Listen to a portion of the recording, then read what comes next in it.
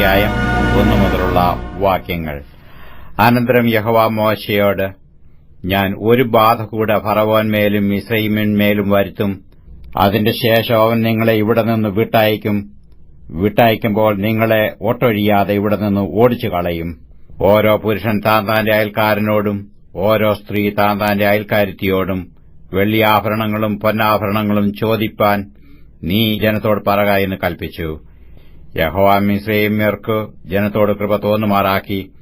വിശേഷാൽ മോശെ എന്ന പുരുഷനെ മിസ്രയീം ദേശത്ത് ഫറവോന്റെ ഭൃത്യന്മാരും പ്രജകളും മഹാശ്രേഷ്ഠനായി വിചാരിച്ചു.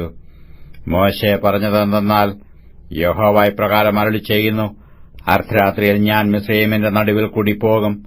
അപ്പോൾ സിംഹാസനത്തിൽ ഇരിക്കുന്ന ഫറവോന്റെ ആദ്യജാതൻ മുതൽ തിരികല്ലിങ്കൽ ഇരിക്കുന്ന ദാസിയുടെ ആദ്യജാതൻ വരെയും മിസ്രയീം ദേശത്തുള്ള കടിഞ്ഞൂലൊക്കെയും മൃഗങ്ങളുടെ എല്ലാ കടിഞ്ഞൂലും ചത്തുപോകും. മിസ്രയീം ദേശത്തു എങ്ങും മുമ്പൊരിക്കലും ഉണ്ടായിട്ടില്ലാത്തതും ഇനി ഉണ്ടാകാത്തതുമായ വലിയൊരു നിലവിളി ഉണ്ടാകും.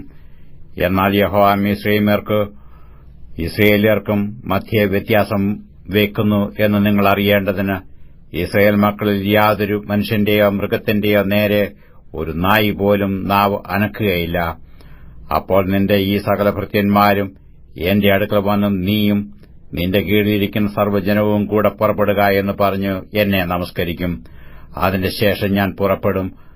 അങ്ങനെ അവൻ ഉഗ്രകോപത്തോടെ ഫറവോന്റെ അടുക്കൽ നിന്ന് പുറപ്പെട്ടുപോയി.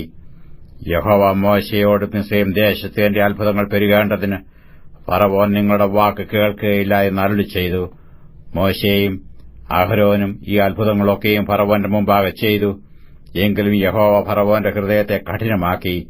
അവൻ ഇസ്രയേൽ മക്കളെ തന്റെ ദേശത്ത് നിന്ന് വിട്ടയച്ചതുമില്ല.